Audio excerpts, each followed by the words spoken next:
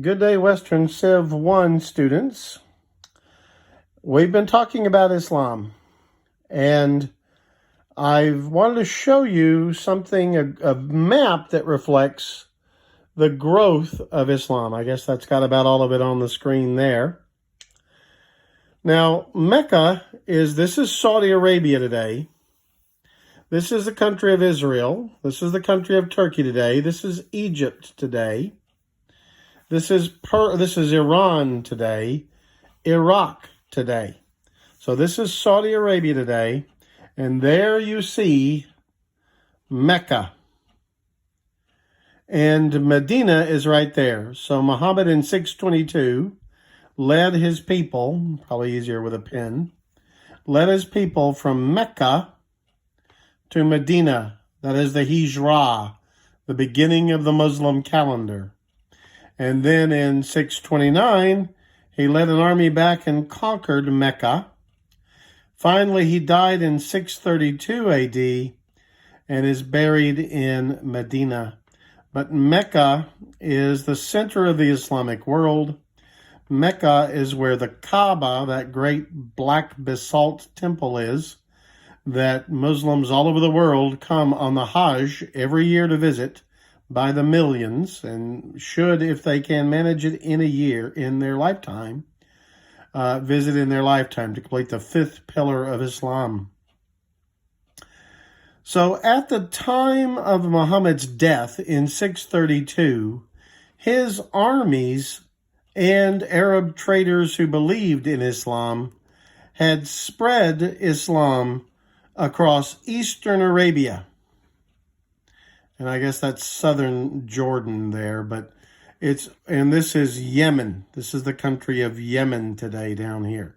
So eastern Saudi Arabia and Yemen had been converted to Islam in the lifetime of Muhammad.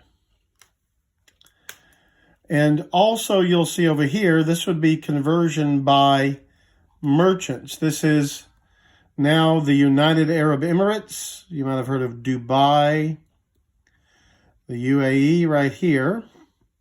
And this is Oman today. A big trading area, so probably traders leaving down here where Yemen is and coming around here spread Islam in Muhammad's lifetime throughout those areas. But as I said, after his death, he was replaced for most Muslims by a close associate named Abu Bakr, who was one of Muhammad's generals.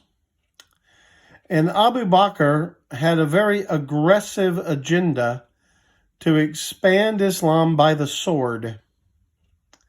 So this is the rest of the Arab Peninsula. You'll see here that by 644, a mere 12 years after the death of Muhammad, just 12 years after Muhammad died, the area of Islamic control had more than doubled.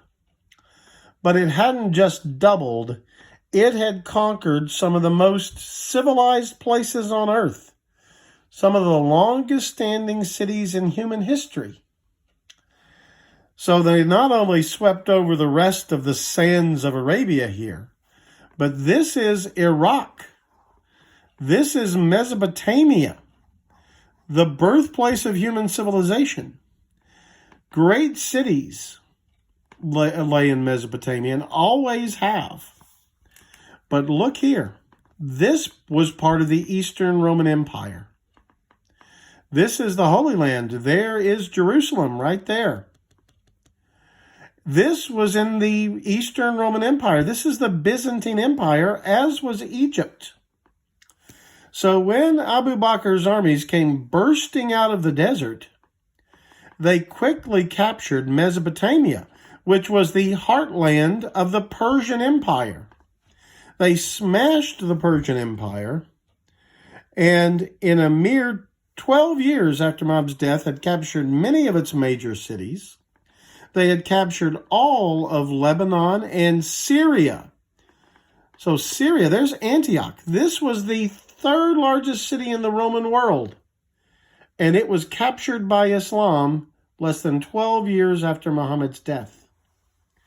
This is Alexandria, the second largest city in the Roman world, captured by the Muslims less than 12 years after Muhammad's death. All of Egypt, all of the Holy Land, all of what's now Lebanon, and all of Syria, all of Mesopotamia, had fallen to Islam by 644 AD. The lighter colored shades will tell you that the Muslim armies had gotten some more of the Byzantine world up here, but they had conquered all of the Persian Empire by the year 656. So 25 years, less than 25 years after Muhammad died, Islam had captured the entire Persian Empire. That's truly breathtaking. 25 years, the heartland of human civilization had been converted to Islam. The birthplace of Jesus, the place of his crucifixion and resurrection, were Muslim cities, just 12 years after Muhammad's death. Spectacular expansion by the sword. Now, this little map here shows the westward expansion of Islam, and this is by the year 750. Islam had swept across North Africa, so Egypt would be right over here. This is Egypt. So just keep going down the Mediterranean coast. The Muslim armies captured the whole of North Africa. This would be the modern-day countries of Morocco and Algeria and Tunisia and Libya. But look at this. By 750, Muslim armies had crossed in and captured most of Visigothic Spain. Remember I told you the Visigoths, those Germanic tribes, had settled in Spain? They were defeated by Muslims coming across the Straits of Gibraltar. And by 750, most of Spain and the whole of southern France, Provence, the French Riviera, all of this was also part of Islam. And it would remain, the last Muslim stronghold in Spain was not recaptured by Christian armies until 1492. The Isabella and Ferdinand, who dispatched Columbus to the New World, were the very ones who would conquer Cadiz, the last Muslim stronghold in Spain. And that's where they got the money to send Columbus on his voyage of discovery. So there were Muslim ships plying the Mediterranean Sea. Muslim armies had captured all of North Africa and Spain, almost all of Spain, and the coast of France by 750. However, they would be stopped. This portion of the Frankish lands, remember I said France, that comes from the Franks, the Frankish kingdom here, in a battle that took place right about the tip of my finger there on that river, the Battle of Tours, or the Battle of Poitiers, was fought. This was one of the most important events in human history, although you may never have heard of it. The Battle of Tours, I'm going to call it, was fought in 732 AD. And an advanced guard of Muslim troops from Spain was pushing up into the Frankish lands, into what's now France. And they were met by an army of Franks under the leadership of a man named Charles Martel. Charles the Hammer. That's what Martel means in the Latin, Martellus hammer. Charles the Hammer and his army stopped that Muslim advance at the Battle of Tours in 732. Now, when you consider how successful the armies of Islam had been in the previous 120 years, 100 years, exactly 100 years, you can see why I say this is one of the most important battles in human history. We cannot know. Divine providence, I imagine, but no one can know for sure. What happened, what might have happened had Charles Martel and the Franks not stopped the Muslim armies in France? The Christianity of France and England, English Christianity was largely shaped by France. Germany, how far would these armies have gone? Would they have captured Italy? Would there be a Christian Europe at all had Charles Martel not succeeded in defeating them at the Battle of Tours in 732? Well, we can't know, but it was a major turning point. That's as far north as the Muslims would get then. Now, later on, in the 1400s, they will begin pushing up through the Balkans out of Turkey. But that's another story for another class much later on. But this lecture on the expansion of Islam shows how far their armies had gotten. Now, Islam spread two ways. It did spread by the sword, conquest. And you see the extent of the conquest in just the first 100 years in those maps. The Muslim armies would capture an area, and by and large, as long as you were a Christian or a Jew, you were not murdered or something. They didn't necessarily treat you with kindness, but they did want their Christian and Jewish subjects to continue to live and work and pay taxes.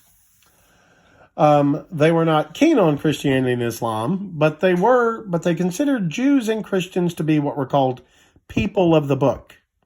In other words, Jews and Christians worshipped what the Muslims believed was the same God they did, but they thought Jews and Christians were deeply mistaken, tragically mistaken in their point of view about several things, like Christians believing Jesus was the Son of God and not just a prophet, or Jews rejecting all the prophets after the year 500. So there were, problems for Muslims with Jews and Christians, serious problems. But they did say, well, you're trying to worship the same one God we are, so we're going to cut you slack if you're a Jew or a Muslim.